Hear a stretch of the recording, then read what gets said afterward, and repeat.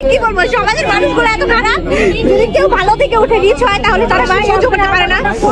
ওটা আমার বেঁচে কিনা ওনাদের থেকে বেশি হয় না। আমি মাত্র কেক নিয়ে আসি 8 থেকে 10টা, আর ওনারা কেক নিয়ে আসে 20 থেকে 25টা।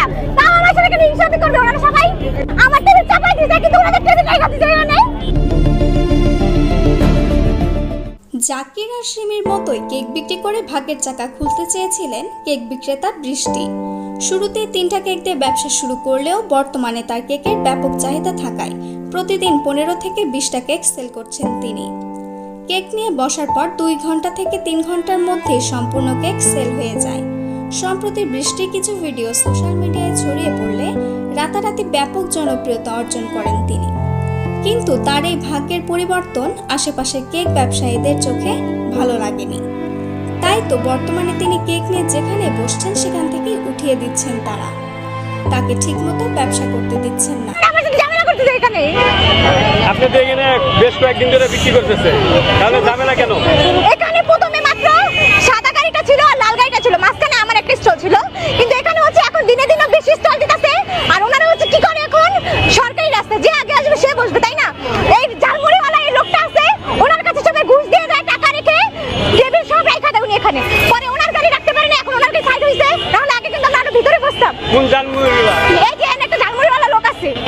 একটি ভিডিওতে দেখা যায় তাকে কেক নিয়ে বসতে না দেওয়ার কারণে হাউমাউ করে কান্নাকাটি করছেন।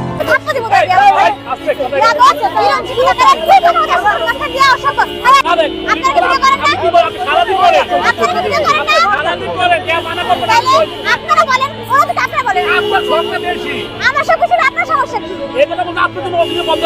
আমার সব কিছু মানে কি? কথাবার্তা ভালো করে বলে, কথাবার্তা ভালো করে কর। এই পুরো একটা থাপ্পড় দিব তবে তার এই কান্নাকাটির দৃশ্য কিছু মানুষের হৃদয় স্পর্শ করলেও অধিকাংশ নেটিজেনদের মন গলাতে পারেনি। অনেকেই বলছেন কেকের সেল বাড়াতে এবং ক্রেতাদের আকর্ষণ করার জন্য তিনি কিছু অশ্লীল এবং অসাধু উপায় অবলম্বন করেছেন।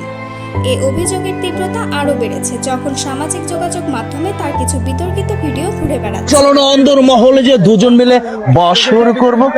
শয়তান, তুই আমার দেহ পাবি, আমার মন পাবি। দেহই দরকার, মন পরে দরকার। চলো।